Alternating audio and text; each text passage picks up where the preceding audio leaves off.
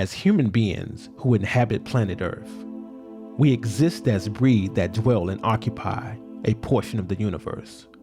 Within our sector, we populate different regions of the world, sharing some commonality amid distinct variations that constitute our differences: gender, ethnicity, and belief. All three facets are susceptible to individualization, and because we are curious about our existence, we cling and hold fast to learned traditions, that which makes sense to us. As we surface in life and are faced with daily complexities, eventually, and at some point, we question universal intelligence. The most obvious inquiry concerns whether there is proof. Habitual despair can be the difference of how one day goes. Naturally, as people, we are accustomed to seeing things before trusting that something unseen to be true.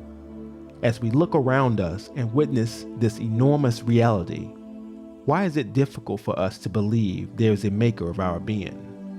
Since we proclaim to be a measure of divine nature, metaphysical concepts of divine truth help us to choose how we perceive and think about things.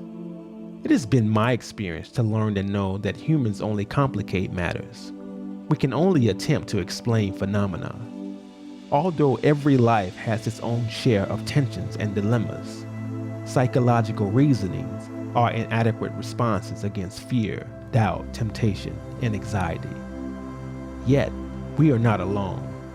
Through cosmic penetration of human experiences, we gain knowledge of wisdom from that which is considered spirituality.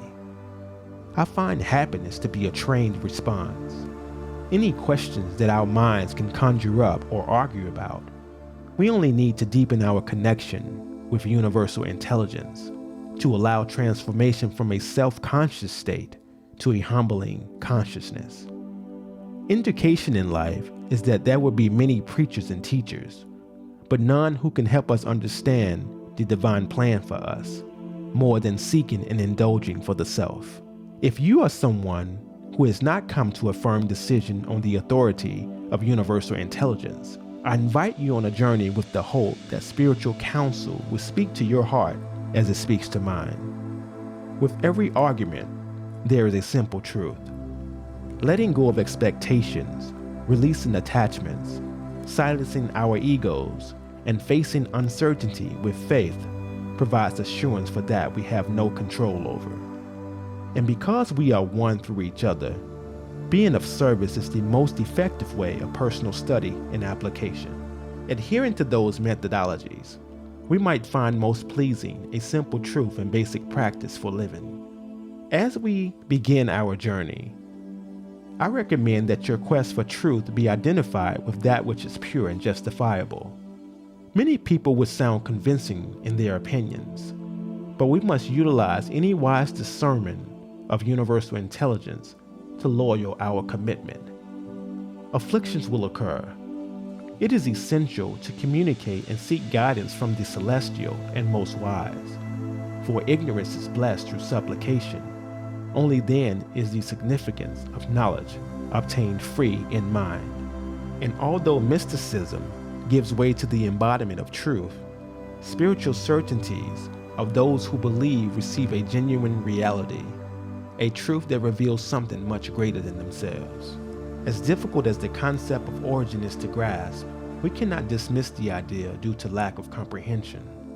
Since we cannot fathom the derivation of things, we tend to label them for identification purposes or to falsely acclaim as our own. How reasonable is it that we should expect to understand all the ways of the celestial?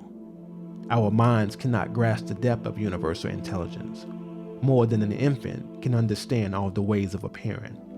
Besides, contributing our faith in a miraculous conception, we could hardly believe in divine intervention. I encourage each soul to seek truth that is greater than themselves. As we soar throughout the times, we're able to witness pictorial images both in nature and in morals. In looking to the history of man and of nations, we behold a vast and complicated machinery in continued motion. And the more we look into it, the more wonderful do we find it in all its parts. Its movements are beyond our comprehensions. Who made it? Why was it made? Is it left to regulate itself? Suppose we were looking at an immense piece of mechanism made with admirable finish, its parts fitting together and moving with a velocity and power which, if uncontrolled, would carry destruction to itself and to everything near it.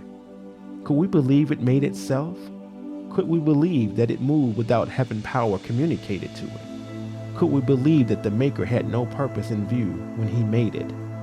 Let us endeavor, then, in studying the history of the world, to learn why it was made, for we have a personal interest in knowing why.